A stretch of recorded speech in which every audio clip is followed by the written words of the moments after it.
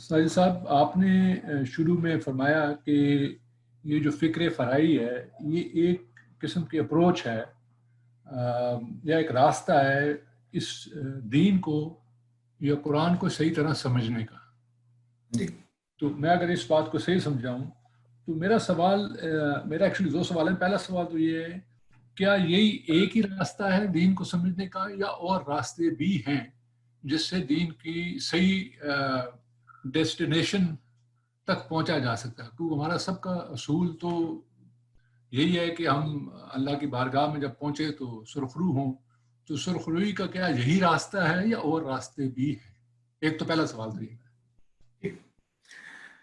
देखिए भाई, मेरी बात यह है कि जहाँ तक सुरखरुई का ताल्लुक है तो उसमें हम आगे बढ़ेंगे तो मैं एक कॉन्सेप्ट समझाने की कोशिश करूंगा।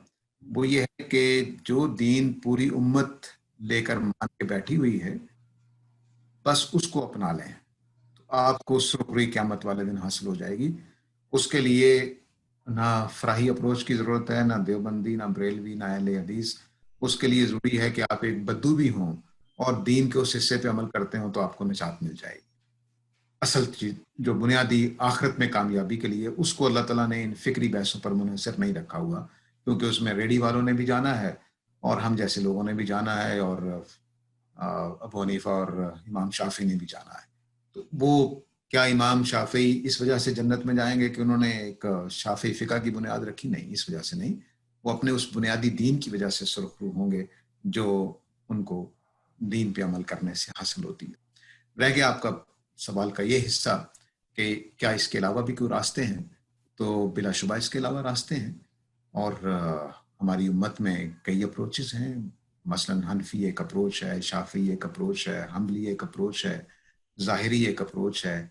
इन अप्रोचेस ने जब जब किसी ने इसको ईजाद किया तो उसके लिहाज से दीन को समझा है और दीन को बिल्कुल एक मसलन इब्न हज़म आए तो उन्होंने दीन को एक बिल्कुल ही और एंगल से देख लिया। इमाम शाफी आए तो उन्होंने एक और एंगल से देख लिया उन चीज़ों को जो पहले लोग नहीं देख रहे थे। तो इसी तरह से होता रहा है। हम क्यों इस बात को ये कह रहे हैं कि हमारी फ़िक्र ज़्यादा अच्छी है? उसकी वजह ये नहीं है कि मुझे अपने उस्तादों से कोई ताल्लुक है या मोहब्बत है। उसकी वजह ये है कि कम से कम इस वक़्त फ़िक्र फ़राही जहाँ खड़ा है डेवलप होने के बाद, उसमें जितने असूल कुरान फ़हमी के हैं, सारे के सारे कुरान से माख़ूज़ हैं। उसके अंडरस्टैंडिंग में फ़र्क हो सकता है कि आप कहें जी मेरे ख़्याल में ये दुरुस्त नहीं है, आपने ये बात आयत सही नहीं समझी है, लेकिन वो सारे के सारे कुरान से माख़ूज़ हैं। तो करता हूँ कि मैं इस ग्रुप का एक नकम्मा तरीना इंसान ज़रूर हूँ, लेकिन थोड़ा-सा बागी हूँ। तो मैं इस फ़िक्र के साथ ना रहता अगर इनके पास ये ताकत ना होती, मैं कब का छोड़ के जा चुका होता। इनके पास खूबी यही है कि ये लोग पुराने से कुरान को समझने के असूल निकालते हैं। जब हम जाएँगे उस मौके पर, मैं आपको बताऊँगा कि देखिए इस आयत से ये असूल लिया, इस आयत से ये असूल लिया, इस आयत से। अगर 8 असूल हैं, तो 8 के 8 असूलों के पीछे 1 आयत मौजूद है या 2 आयतें मौजूद हैं या 3। इसलिए मैं इसमें इत्मीनान रखता हूँ कि कम से कम कुरान तक ये फ़िक्र काफ़ी बेहतर है बाकी अफ़कार के मुकाबले में। और बदकिस्मती ये है कि कुरान के समझने की फ़िक्र 2-3 ही है। ना हनफी, ना शाफ़ी, हालाँकि ये कुरान के फ़िक्र के लोग नहीं हैं, ये फ़िक़्ह के फ़िक्र के लोग हैं।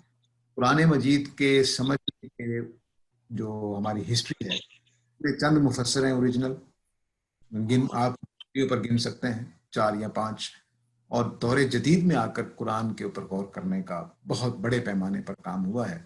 और जितने इस वक़्त कुरान को समझने के अफ़कार मौजूद हैं, उनमें मेरा ख़्याल है कि कुरान के करीब तरीन फ़िक्र फ़राही है। मैंने काफ़ी चीज़ों का मुताला किया, तो मुझे इनके यहाँ ये चीज़ ख़ास तौर से मुमताज़ नुमायाँ तरीन नज़र आई कि ये लोग कुरान फ़हमी की हद तक कुरान ही से असूल ले रहे हैं। आप उससे ये इख्तिलाफ़ कर सकते हैं कि भई ये असूल निकलता है या नहीं निकलता, लेकिन ले ये कुरान से रहे हैं। तो वो इंशाअल्लाह हम चंद चीज़ों को जब देखेंगे तो आपको पता चल जाएगा कि ये कुरान से किस तरह से ले रहे हैं चीज़ों को। तो इसलिए मैं इसको प्रेफ़र कर रहा हूँ, लेकिन बहरहाल दुनिया में आपके पास भी अल्लाह ने ज़हानत दे रखी है, क़ल्ब-ओ ज़हन भी, रूह भी, सब कुछ दे रखा है। तो आपको जो फ़िक्र सही लगे, जिसके असूल ज़्यादा मुतमईन करने वाले हों, उसको अपनाइए। लेकिन मैं अपने इस वजह से इस फ़िक्र में टिका हुआ हूँ कि ये कुरान मजीद के करीब जाने के लिए जो इनके कुरान को समझने के असूल हैं वो कुरान ही से निकाले गए हैं, वहीं से इन्होंने डिराइव किए हैं। डिराइव भी नहीं भी कहना चाहिए, बल्कि लफ्जों में लिखे हुए लिए हैं इन्होंने, वो डेरिवेशन भी नहीं है जी। तो इसको अगर आप इजाज़त दें तो एक फॉलो अप सवाल वो ये है कि आपने शुरू में फरमाया था कि गामदी साहब के जो तलबा हैं वो इस फिक्र से कई बार डिसएग्री भी करती हैं, तो क्या इस कोर्स में कोई ऐसे पॉइंट्स शेयर करेंगे जहाँ पे उनकी फिक्र में और आपकी फिक्र में या दूसरे तलबा की फिक्र में फ़र्क है, वो आप क्या इसमें जाहिर करेंगे या कोई ऐसी चीज़ नहीं है? जी, मैं अगर मुझे याद रहा तो मैं वादा तो नहीं करता, भूल जाने वाला आदमी हूँ, तो मैं कोशिश करूंगा कि चीज़ें ज़रा बहस जैसे जैसे कोई चीज़ सामने आ गई, मसलन हदीस में हमारे दो साथियों को इख्तलाफ है हदीस के बाद चीज़ों में, तो मैं इंशाल्लाह जिक्र कर दूंगा। इसी तरह बाज़ जो नताइज फ़िक्र हैं उसमें हमारे साथियों के इख्तलाफात हैं, तो मैं वहाँ भी जिक्र कर दूंगा। आप बशर्त ये है कि मुझे याद रहा, तो इंशाल्लाह कोशिश करूंगा। बहुत मेहरबानी, थैंक यू सो मच।